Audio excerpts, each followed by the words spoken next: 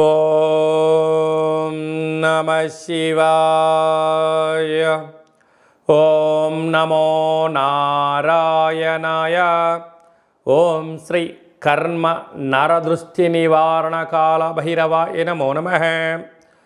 ఓం సూర్య అరిష్టేతు సంప్రాప్తే సూర్య పూజాంచ కారయేత్ సూర్యధ్యానం ప్రవక్ష్యామి ఆత్మదోషపీడోప ఉపశాంతయే. హరి ఓం. మా ఛానల్కి స్వాగతం. చూస్తున్న వీక్షకులకు ప్రేక్షకులకు ప్రియ కాళభైరవ భగవద్బంధులకి స్వాగతం పలుకుతూ మమ్మల్ని ఎంతగానో ఆదరిస్తూ ఉండబడినటువంటి ప్రియ సోదరా సోదరీమణులకు, జ్యోతిష్య అభిమానులకు, ఆరోగ్య అభిలాషులందరికీ స్వాగతం పలుకుతూ అందరిపైనను ఆరోగ్యకారకుడు, ఆత్మకారకుడు, పితృకారకుడైనటువంటి సూర్య భగవానుని యొక్క ఆశీస్సులు అందరిపైనను ప్రసరించాలని, అందరికీ నిండు నూరేళ్ల ఆయురారోగ్యాలను ప్రసాదించాలని మనమందరము కూడా ప్రతిరోజు సూర్య నమస్కారం చేద్దాం. సూర్య నమస్కారాలు చేసుకొని అద్భుతమైన జీవన విధానాన్ని పొందేటువంటి శక్తిని ప్రసాదించాలని సూర్యభగవాన్ని కోరుకుందాం.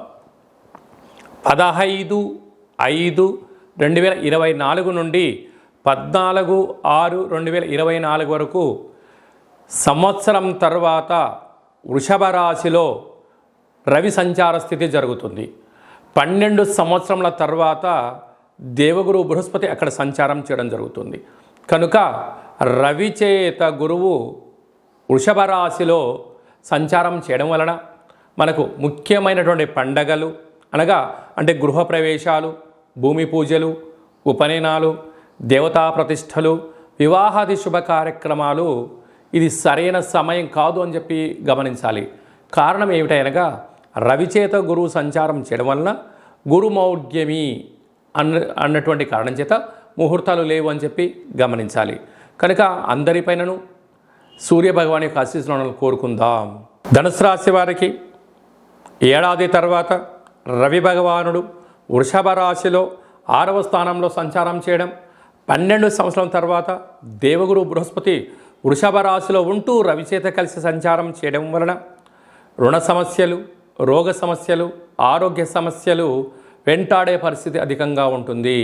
రుణ భయం, రోగ భయం, శత్రు భయం, అగ్ని భయం లాంటివి, అంటే మనసు తెలియని ఏదో ఒక రకమైన ఆందోళన, ఏదో జరగబోతుందని ఒక ఇండికేషన్స్, నిద్రలేని రాత్రులు గడపడం, ఎతి వ్యక్తులు ఏదన్నా మనం చెప్పుదామని పోతే నా గురించి మీరు ఇలా నిందలు వేస్తున్నారు అన్న పరిస్థితి భ్రమ కలగడం, దీనివల్ల చిన్న చిన్న విషయాలకు ఆందోళన, ఏదైనా ఒక పని చేద్దామని అనుకుంటున్నప్పుడు అనేక రకాలుగా ఆటంకాలు ఉంటాయి. వీరికి శత్రువులు ఎక్కడో ఉండరు, ఇంట్లోనే ఉంటారు. అదే కాకుండా వృత్తులలో, ఉద్యోగాల్లో, వ్యాపారాల్లో ప్రతి విషయాన్ని మిమ్మల్ని గమనిస్తూనే ఉంటారు. కనుక ఇలాంటి కాల సమయంలో మౌనం, సూర్య నమస్కారం, ధ్యానం, అభిషేకం, అర్చన యోగదాయకాన్ని ఇస్తాయి. ఇప్పుడు కొద్దిపాటి శక్తి కలిగింది అనుకుందాం. మీరు ఎంత బరువు అయితే ఉంటారో అంత బరువు కలిగినటువంటి గోధుమలను తులాభారంగా చేసుకొని ఆ గోధుమలను పశుపక్షాదులకు, జల జీవరాశులకు, గోమాతలకు ఆహారాన్ని ఏర్పాటు చేయడం వలన మీరు ఎంత బరువు అయితే ఉంటారో అంత బరువు కలిగిన దోషం తొలగి అంత ఐశ్వర్యం మీ సొంతమవుతుందని చెప్పి గమనించాలి. కనుక ప్రశాంతత, మౌనం, సూర్య నమస్కారం అదృష్టాన్ని, ఆరోగ్యాన్ని, ఐశ్వర్యానికి మీరే కేంద్ర బిందువులు అవుతారని చెప్పి గమనించాలి.